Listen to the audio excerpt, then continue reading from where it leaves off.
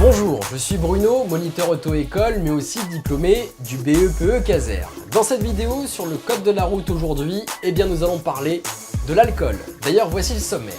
Dans un premier temps, nous ferons un point sur les différents taux. Puis nous parlerons des doses dans un bar. Ensuite, de l'élimination. Et nous ferons un petit calcul en fonction du poids et du sexe. Voilà, c'était pour le programme de cette vidéo. C'est parti. Pour l'alcool, on peut mesurer l'air ou le sang. L'air se mesure par contre en milligrammes par litre d'air expiré et le sang se mesure en grammes par litre de sang. Alors retenez bien que dès lors que dans une question pendant votre QCM on vous parle de grammes, vous êtes forcément dans la colonne 100 et si on vous donne un chiffre et qu'on vous dit c'est du milligramme, vous êtes forcément dans la colonne R. Donc comment ne pas mélanger les deux entre grammes et milligrammes? Qu'est-ce qui est le plus léger? C'est l'air, donc l'air c'est du milligramme. Et qu'est-ce qui est plus lourd? En quelque sorte dû au liquide, c'est le sang, donc le sang c'est du gramme. Ensuite, au niveau des taux, on va s'intéresser d'abord à la colonne R, donc on est en infraction à partir de 0,25 mg par litre d'air expiré. Ce qui fait en grammes 0,50 grammes par litre de sang, puisque ici on fait x2.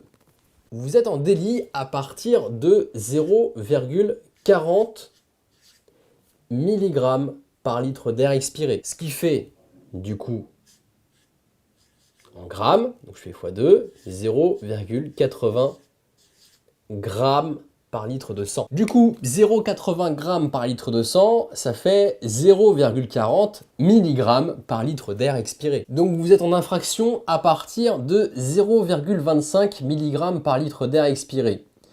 Jusqu'à 0,40. Au-delà de 0,40 mg par litre d'air expiré, au-delà, vous êtes en délit. Inversement, ici, vous êtes à 0,50 g par litre de sang, ce qui fait, bien sûr, on l'a vu tout à l'heure, 0,25 mg, mais du coup, en fait, entre 0,50 g par litre de sang, entre 0,50 g par litre de sang et 0,80 g par litre de sang, vous êtes toujours en infraction. Mais au-delà de 0,80 g par litre de sang, vous êtes en délit. Prenons un exemple. Je suis à 0,50 mg par litre d'air expiré. 0,50 mg. Donc milligramme, déjà je suis dans la colonne R. Milligramme. 0,50 mg par litre d'air expiré. Je suis au-delà de 0,40. Donc je suis en délit. 0,50 mg, ce qui fait en grammes. Je fais x2, 1 g.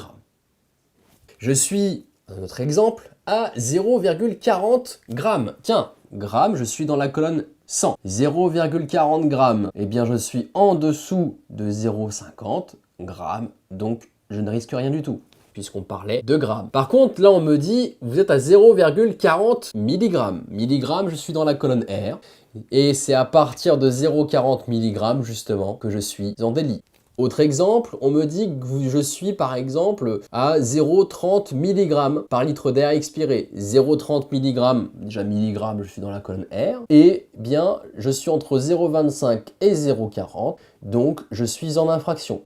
Si on me dit je suis à 0,30 g par litre de sang, gramme, c'est la colonne 100, donc 0,30, c'est inférieur à 0,50, donc je ne risque rien du tout. Et du coup, si on me dit que je suis à 0,30 g, pour venir dans la colonne milligramme, je divise par 2. 0,30 g divisé par 2, ça fait 0,15 mg. On voit bien qu'effectivement, je ne risque rien du tout. Quoi qu'il en soit, si vous êtes positif à l'alcool, vous perdrez, dans tous les cas, moins 6 points. Que vous soyez en infraction ou en délit. Ce qui va juste varier, ça va être le montant de l'amende. Donc ici, c'est max 750 €. Et forcément, un délit, c'est plus grave, donc on sanctionne plus fort. Donc là, l'amende, c'est un gros paquet d'argent, c'est 4 500 € max. Il y a une petite nuance. En période probatoire, donc pour les jeunes conducteurs, vous êtes considéré étant en infraction à partir de 0,10 mg par litre d'air expiré. Ce qui fait ici 0,20 grammes par litre de sang. Le taux du délit reste le même pour tout le monde par contre. Pour que ce soit assez simple à retenir, moi je vous conseille d'apprendre par cœur une colonne, donc soit la colonne R ou la colonne 100. Dans mon cas, moi je connais la colonne R par cœur, donc la colonne milligrammes. Et du coup, si on me demande quelque chose sur du gramme, donc je sais que le gramme, eh bien c'est du sang, eh bien je multiplie par 2 pour savoir le résultat. Si, admettons que je connaisse que la colonne gramme, donc la colonne 100, et qu'on me demande quelque chose sur du milligramme, donc je sais que le milligramme c'est l'air, eh bien je divise par 2 pour venir dans la colonne milligramme. Alors qu'est-ce qu'une dose de bar? Une dose de bar est une dose réclamée dans un bar. En d'autres termes, je vais dans un bar et je réclame par exemple une bière, on va me servir 25 centilitres de bière. Si je réclame un verre de vin, on va me servir 10 centilitres de vin. Et si je réclame un verre de whisky, dans un bar, on va me servir 3 centilitres de whisky. Il faut savoir que dans un bar, il y a en plus de ça un doseur. C'est-à-dire que quand vous allez réclamer une bière, vous allez avoir pile poil 25 centilitres. Pour un verre de vin, 10 centilitres pile poil, et de même pour le whisky, 3 centilitres pile poil. Alors qu'à la maison, vous n'avez pas de doseur, donc forcément, vous allez vous mettre plus d'alcool dans le verre. Autre information aussi à savoir, il arrive certaines fois que le patron du bar, donc le responsable, qui a quand même créé du coup une entreprise, coupe l'alcool avec de l'eau pour augmenter sa marge. Ce qui veut dire que du coup, à la maison, de une, je n'ai pas de doseur, et de deux, l'alcool risque d'être encore un peu plus costaud à la maison, puisque ce n'est pas coupé avec de l'eau. Quoi qu'il en soit, que vous preniez une bière, un verre de vin ou un whisky, même s'il y a plus d'alcool, enfin du moins plus de liquide dans la bière que dans le verre de vin ou le whisky, dans tous les cas, vous aurez toujours 10 grammes d'alcool pur. Donc si vous réclamez un verre, ou si vous servez un verre, vous aurez dans tous les cas 10 grammes d'alcool pur dans un verre. Donc le chiffre à retenir ici dans cette explication, c'est combien de grammes d'alcool pur il y a dans un verre? Eh bien il y a 10 grammes. Je vous rassure, les centilitres ne sont pas à prendre par cœur, hein, c'est assez rare que ce genre de questions tombe à l'examen. Par contre, à l'examen, il arrive fréquemment qu'on vous demande dans un verre, il y a combien de grammes d'alcool pur? Eh bien le chiffre est 10. Nous allons voir maintenant à quel moment interviendra le pic d'alcoolémie. Donc je vous ai fait juste ici deux colonnes. Donc la première ligne c'est à jeun, ce qui veut dire sans avoir pris de repas. Et juste ici après avoir pris un repas. Dans tous les cas, que vous ayez pris un repas ou non, si vous prenez un verre, le pic d'alcoolémie, vous l'aurez. Seulement, si vous n'avez pas pris de repas, eh bien le pic d'alcoolémie va arriver rapidement. 30 minutes après. Alors que si vous avez pris un repas et que vous prenez un verre juste après, eh bien le pic d'alcoolémie arrivera plus tard. Cela s'explique par le fait que dans votre estomac, si vous avez pris un repas, forcément vous allez avoir des aliments qui vont filtrer l'alcool, donc qui vont ralentir l'injection de l'alcool dans le sang. Alors que si vous n'avez pas pris justement de repas et que vous prenez un verre tout de même, eh bien l'alcool va aller très rapidement dans le sang, donc voilà pourquoi votre pic va arriver plus tôt si vous n'avez pas mangé et plus tard si vous avez pris un repas. Quoi qu'il en soit, le pic d'alcoolémie, que vous ayez mangé ou pas, vous l'aurez. Vous aurez dans tous les cas les mêmes effets. Autre information à retenir, dans votre corps naturellement, vous avez d'alcool. Je m'explique. Prenons une personne qui n'a jamais bu de sa vie. Je dis bien jamais, depuis sa naissance. Si jamais je fais une prise de sang sur cette personne-là, je vais tout de même trouver un peu d'alcool dans son sang. Ce qui est tout à fait normal, puisqu'en fait, cette personne, eh bien, elle mange, même si elle ne boit pas, elle mange, eh bien, les aliments qui fermentent dans l'estomac, eh bien, la fermentation de ces aliments vont produire un peu d'alcool dans le sang. Je vous rassure, pas énormément, pas à un point où on pourrait avoir une cuite, comme on pourrait dire, mais seul le temps permettra d'éliminer l'alcool. Vous oubliez bien sûr tout ce qui est soi-disant bonbons magiques, etc. Ça, c'est impossible. Boire beaucoup d'eau, pareil, ça sert strictement à rien. Fumer une cigarette, ça sert à rien. Faire du sport avant un contrôle routier, ça ne sert à rien. Il n'y a que le temps qui permet d'éliminer l'alcool. Mais en grande majorité, eh bien 95% de l'alcool est éliminé par le foie. On élimine en moyenne en 1 heure 0,15 eh bien c'est grammes par litre de sang. puisqu'on parle de ce qu'il y a dans le corps.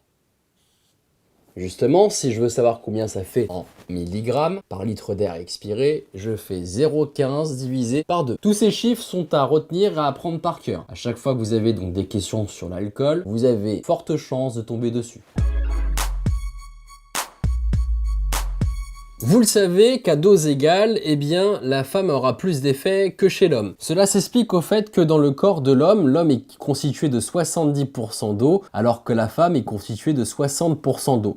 Donc vu que la femme a moins d'eau dans son corps, l'alcool sera moins dilué, donc il y aura plus d'effet chez la femme que chez l'homme. Évidemment, une personne qui pèse 100 kg aura moins d'effet aussi qu'une personne qui pèse 60 kg. Et évidemment aussi, à dose égale, une personne qui pèse 60 kg, cette personne-là aura moins d'effet qu'une autre personne qui pèse 60 kg. Je vais vous montrer maintenant un calcul justement pour savoir en fonction du poids et si c'est un homme ou une femme, si cette personne elle prend justement un verre d'alcool, elle sera à combien en grammes par litre de sang? Rappelez-vous tout à l'heure, lorsqu'on parlait de grammes, on est forcément dans la colonne 100. Et lorsqu'on parle de milligrammes, on est dans la colonne R. Donc le résultat que nous allons trouver ici, c'est du gramme, donc ça va correspondre au gramme par litre de sang. Donc on va prendre un exemple sur une personne qui pèse 70 kg.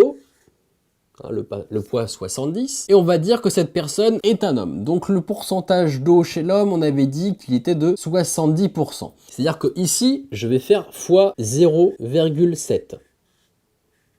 Donc je fais fois 0,7 si c'est un homme. Et si c'était une femme qui pesait par exemple 70 kg, j'aurais fait 70 fois 0,6 pour 60%, bien sûr. Donc là, dans notre exemple, c'est un homme qui pèse 70 kg. Donc on a fait 70 fois 0,7, ce qui fait 49. Ce chiffre 49, il faut le retenir. Rappelez-vous, tout à l'heure, je vous avais dit que un verre est égal à 10 grammes d'alcool pur. Du coup, nous allons faire en fait 10 divisé par notre résultat, qui était de 49. À cette étape-là, ne vous trompez surtout pas, ne faites pas 49 divisé par 10. Vous n'obtiendrez pas le même résultat. Il faut faire 10 divisé par 49. Vous faites le nombre de grammes divisé par le résultat trouvé. Ce qui fait environ 0,20 grammes par litre de sang. Donc, un homme qui pèse 70 kg, qui prend un verre d'alcool, aura un résultat de 0,20 grammes par litre de sang. Ce qui fait du coup, rappelez-vous en milligrammes, on divise par 2, 0,10 mg par litre d'air expiré. Grâce à cette formule, en prenant en compte si c'est un homme ou une femme, et si cette personne prend un verre d'alcool, eh bien sans même souffler et sans même faire une prise de sang, vous pouvez connaître à l'avance son taux dans le sang. Amusez-vous à le faire aussi chez vous avec votre poids, et si vous êtes un homme ou une femme, je rappelle que si vous êtes une femme, vous faites votre poids fois 0,6, et si vous êtes un homme, vous faites votre poids fois 0,7. Et n'oubliez pas, le résultat final trouvé est un résultat en grammes par litre de sang. Voilà, c'est la fin de cette vidéo, j'espère vous avoir aidé à comprendre les différentes règles du code de la route. Si vous avez des questions, eh bien comme d'habitude, n'hésitez pas à me contacter, je me ferai un plaisir de vous répondre et de vous aider.